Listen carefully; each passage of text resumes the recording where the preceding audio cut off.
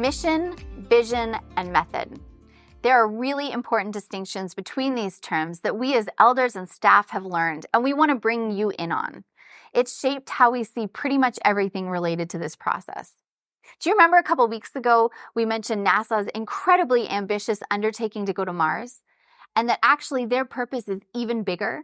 They want to develop a model, a blueprint for how to do long-term and far-reaching space exploration. That is their mission, their goal, their purpose. Make a plan for how to do longer and further space exploration. In order to do that, they have a vision to go to Mars. So they're saying in order to figure out how to do longer and further exploration into our solar system, we're going to try this on Mars. And once they had their mission and vision clear, then they could figure out their methods, what they would do to eventually put people on Mars.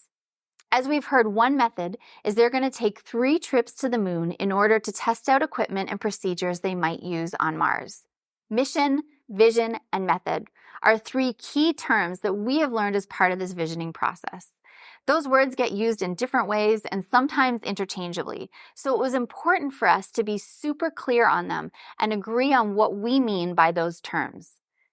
Mission is our reason for existing. It's our purpose. It's our why. As followers of Jesus, it's going to be something along the lines of the Great Commission, to love God and love others. The mission is not something that is ever finished. That's why it can be the reason for existing, because it will never be completed. For NASA, the mission is to develop a plan for far-reaching, long-term space exploration. That's their purpose. It will be ongoing and refined. The next is vision. The vision answers the question, how? Vision says for this particular season or time period, perhaps for the next 5 years, the way we are going to live out our mission is by this particular strategy.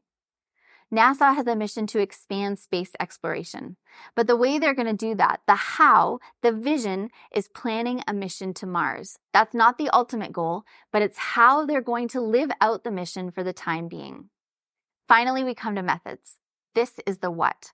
What are the particular things we are going to do to accomplish the vision, to live out the mission?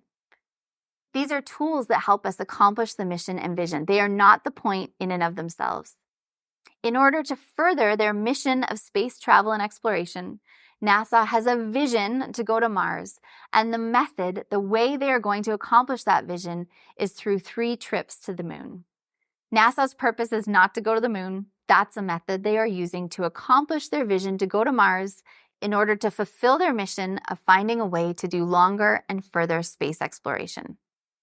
Okay, so for those of us not building rocket ships, what does this mean practically for us? At Courtright, we believe God is calling us to be rooted in Jesus, growing as a community, and becoming trusted neighbors. That's why we exist. That's our purpose. We will never finish becoming those things. And how are we going to do that? Well, today we are introducing our vision statements. This is the particular way that we feel led at this time to live out our mission. We might accomplish this and move on to new vision statements that help us live out our mission. For now, the way that we are primarily aiming to be rooted in Jesus is to have every ministry decision be Christ-centered, humbly approached, Spirit-filled, and prayerfully pursued. For now, the way we are primarily aiming to grow as a community is to foster a vibrant community where people go deeper in relationships, become engaged in the life of the church, and grow in Christ together wherever they are on their faith journey. For now, the way we are primarily becoming trusted neighbors is to get to know and be known by our neighbors and one another. This gives us a way to think about what we're doing and consider if it helps us to live out our mission. It helps us to know what is important to hang on to and what we can hold lightly. Let's look at an example. Coffee hour after the service is a method. We do not exist to provide coffee. That is not our sole purpose for being. Now notice, calling something a method does not make a judgment of whether it's good or bad. It's just naming it for what it is. A method is a tool. Like, this is a hammer. Doesn't make it a good hammer or a bad hammer. It's just a hammer. So coffee hour is a method. Part of our mission statement is to grow as a community.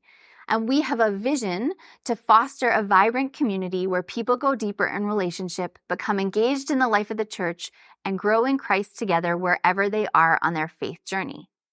Now, there are all kinds of ways we can do that. It may very well be that we decide coffee hour is a great way to help us fulfill our mission and vision. But it's important to remember that coffee hour is not the point. Growing as a community is the point, and there are lots of ways we could do that. We could have hot chocolate instead. We could have a potluck after the service, or we could try something totally different at another time in the week. The methods are tools to help us accomplish our mission and vision.